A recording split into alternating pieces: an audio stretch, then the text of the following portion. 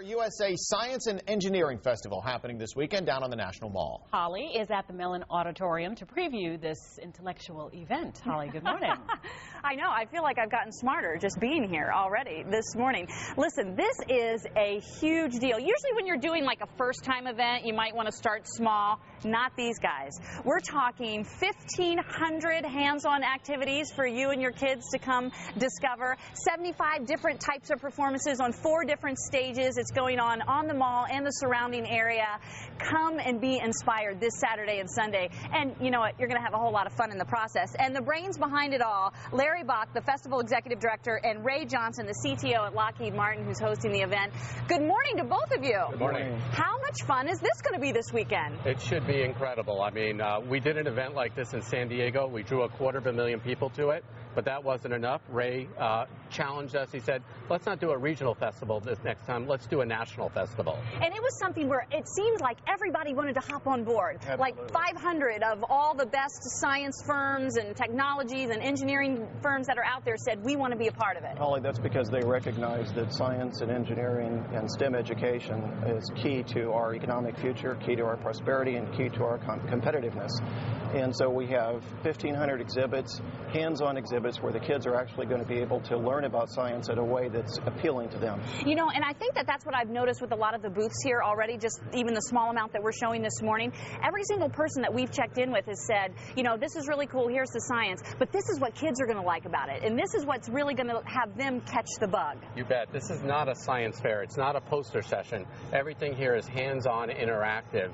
We will be celebrating science through art, theater, comedy, music, film, all in one place. So maybe it's like thinking about science a little bit outside the box, not just the normal way that we think of science and then kids think it's boring and get turned off. That's right. I have no doubt that the festival will change the lives of some kids who, during this weekend's event, will decide to enter the field of science and technology. So what is the best age, you think, for kids to come be a part? You know, we have stuff here from toddlers to grandparents, so there is something for everybody. We have from, you know, beginners in science to science professionals. There's something here for everyone. So since there's so much going on, like, I mean, you have the really cool thing, we want to show off the Virtusphere here. How's the best way for people to really tackle something of this size? Come 2 days. Come early, stay late, right? Yeah, no, I mean, we are in 2 major sections of the area here. We're on the National Mall between 1st and 7th Street, and then we're here in Freedom Plaza, Mellon Auditorium, and Wilson Plaza. What is the difference between a scientist and an engineer? Did I stump you? No. A scientist typically works on invention, and an engineer takes the inventions and puts them into products and services. We call that innovation. Yeah, makes it practical and makes it usable, right? I'd like to say a scientist can get it to work once, an engineer can get it to work the rest of the time. Very good, good way.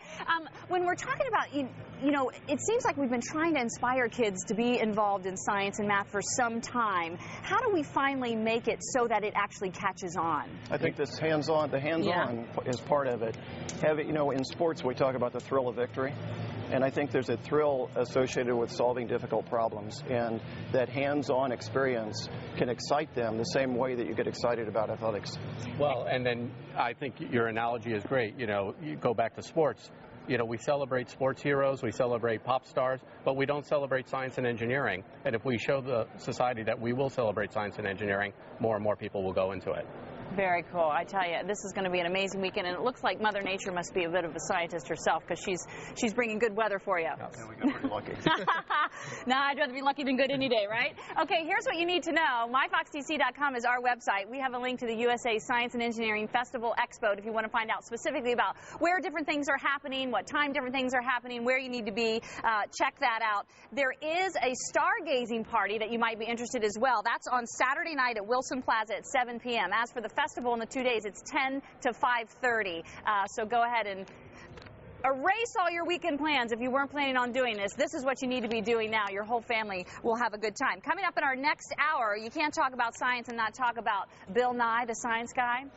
We're going to check in on what he's doing as of late. And let me tell you, that guy walked in here, he's like a rock star. All these people were like, oh my God, it's Bill Nye. So we should have some fun in our 8 o'clock hour. Back to you. That's awesome. All right, we're looking forward to that. Thanks, you got a busy Holly. show today. All right, Holly, thank you. 7:57 right now.